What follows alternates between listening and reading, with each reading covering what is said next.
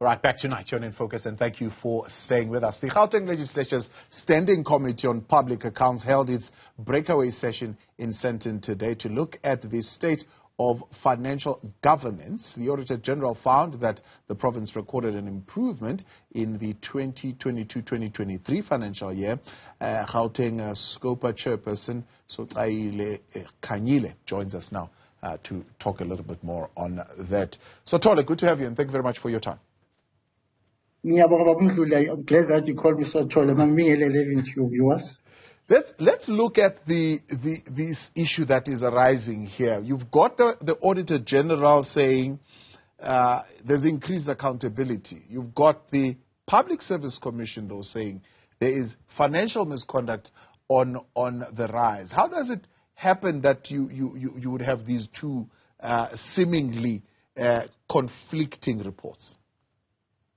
Thank you very much for asking that question, because we received 3 reports related to the same matter this morning.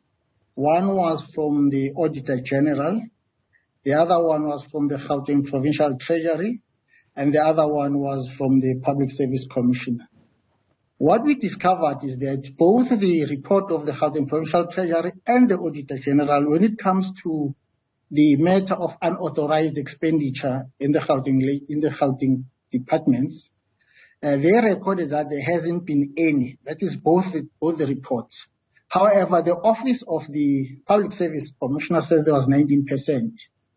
And what then happens is that when they were reporting about irregular expenditure, both the reports of the Gauteng Provincial Treasury and the Auditor-General says there were some irregular expenditure. It was fruitless and wasteful expenditure, but the report of the Public Service Commissioner says there was 0. So what we think has happened, in fact, we have engaged the Public Service Commissioner during the meeting and asked him to consult and engage with the two, but also we've spoken about it even outside of the meeting. What we suspect happened is that with the Public Service Commissioner, the numbers were just reversed or swiped up. That's what we think happened. So the numbers were just merely reversed, and could that have been just an oversight, a deliberate act? I mean, what could have happened there? We don't know. We have said to the Public Service Commissioner, want him, Mr. Mavuso, to sit down with Mr. Kwebekulo, who's the Gauteng Business Unit of the Auditor-General of South Africa, and together with Gauteng Treasurers to look at the numbers. I can assure you, we haven't had unauthorized expenditure in Gauteng for some time now. It was surprising that now the number is increased to 19%. And we think that was the problem. And that the fact that the Public Service Commission has reported that there was no fruitless and wasteful expenditure when the other 2 reports are saying there was. So that's why we said they must sit down, look at it, then come back to us. However, we're also going to be going through the departments. Remember, today we're just receiving reports that are going to empower the committee to engage individual departments from next week onwards. So when we do that, then we'll be able to verify that also. Fruitless expenditure and irregular expenditure is one thing, but if the Public Service Commission is highlighting misconduct, financial misconduct, costing the Gauteng province 74 million rands in a financial year. The number differs. The DA is saying 67 million lost through financial misconduct in the year 2021-2022. That is something that needs, 1, attention in terms of accountability, but 2, needs action in terms of recovery. And what is your understanding on what has been done in those 2 aspects? Yeah, the Auditor-General and the Gauteng Provincial Treasury also reported details, although it was more summary because we're still going to engage individual departments, but they reported on what happened there. Yes, I agree. I think the 3 reports agree that there was a problem. There was there were some financial misconduct, mismanagement, and these things need to be interrogated. It means that as the Scopa, for instance, we are going to, as we get detail with each department in the coming weeks, we'll be able to identify the exact figures per department, and then be able to say that they must do something about it, and then ensure that is taken care of. So we need that to be addressed, because we can't have issues of senior management in particular and those that are responsible for finances in our province being found wanting in that regard. So what's the view of Scopa then on departments that are allowing officials who commit financial misconduct, for example, to resign without, one, pursuing criminal charges as required by the law, but two, without attempting to recover those funds? What we've been briefed, even it's not only in this financial or today, we've been briefed that there is now a system in government where anyone who resigns in their investigations, they are able to hold back their pension fund until those investigations are completed, and then the decision is taken after that. So we are clear in our mind as Scopa that that's a process that must be followed, because we have seen that a number of officials commit these acts of mismanagement. Then from there they resign and think that they've gotten away with it. Then the number of departments who are able to report on finalized cases seemingly quite low. Does this mean that those other cases in the other departments are still pending and are still ongoing? And what are the reasons why they would still be not finalized at this point? Now, in the way the investigations happen is the following. Some are investigated by the departments themselves, but a number of them are investigated by the Office of the Premier. In the Office of the Premier, there is a forensic investigation unit. It depends on the cases that are before it. So the Office of the Premier looks at the cases, and then where they see they don't have capacity, some of them are referred to the SIU to investigate further. So the numbers would vary from one department to the other, but yes, there will be a large number that is within the Office of the Premier because they are busy investigating them, but there are some that are investigated internal by the departments.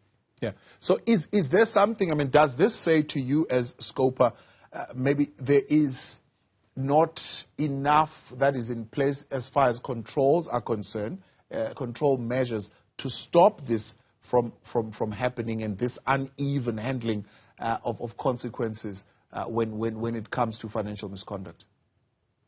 I think the best way to respond to this question is really to compare what has been happening in the past and now. This is what the Auditor-General is saying. He's saying that the acts of misconduct, of financial misconduct, have decreased in the current in the financial year under review. This is the financial year which ended on the 31st of March this year.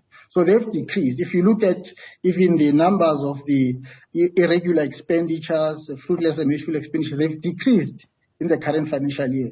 So in that regard, what it shows is that there is something that's being done to ensure that the government deals with those. However, there are still cases, and we have to deal with them, and we have to ensure that the Gauteng government set up proper processes to deal with such officials. So the PSC is saying a majority of these seemingly are occurring at lower salary level, but also they involve the theft of small items, like sugar, some disposable medical toilet paper, things like that. Those are the cases that you're looking at. How do you address that? How do you stem that out? First of all, we are always worried about that report because as we understand things, it would seem that those who are at the senior management level get away with murder. Most of the acts of misconduct, financial misconduct which they conduct, they do, are not really properly investigated. That's why you find that normally it's just a few, but there could be another reason. Another reason is that if you look at the way the whole system works, is that there are officials that are working, particularly within Treasury, who are processing these transactions at that level, and most of them are not really senior officials. So first of all is that we think that you need to make sure that your senior management has capacity to track those.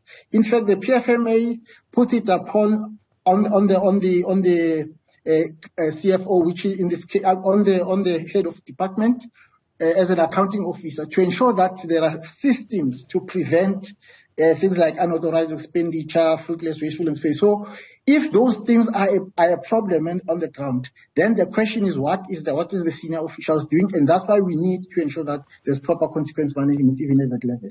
Yeah. If you then were to look at the trajectory of the finances in the departments in Gauteng as Scopa, what is the picture that is beginning to emerge for you? Now, what is beginning to emerge, I mean, if you look at the report as received today, we see that there are about 7 auditees. In fact, it's 2 departments, which is education and economic development, who have shown an improvement. They've now reached what we call a clean audit. And then there are 3 entities in that regard. And if you look at the departments like human settlement and roads and transport, who in the previous financial year had received a qualified audit, but this time they have received what we call an unqualified with findings. It shows that there are interventions, there's work that is being done to ensure that there's improvement. In fact, today we asked the Premier, because they reported in our last meeting last year that they set up a task team that specifically looks at how you address the issues raised by the Auditor-General, but also how to ensure that there's integrity in our systems. Working with the Provincial Treasurer, they've reported today that those systems are working. However, what is important for us as Scopa is that we must keep track of the Office of the Premier and its Gauteng Provincial Treasury, that they are doing what they are supposed to be doing to ensure that there's a lot of improvement. So, Tole, I appreciate your time. Thank you very much for coming on tonight. That is the chairperson of Scopa there in Gauteng, Sochayile Khanyile.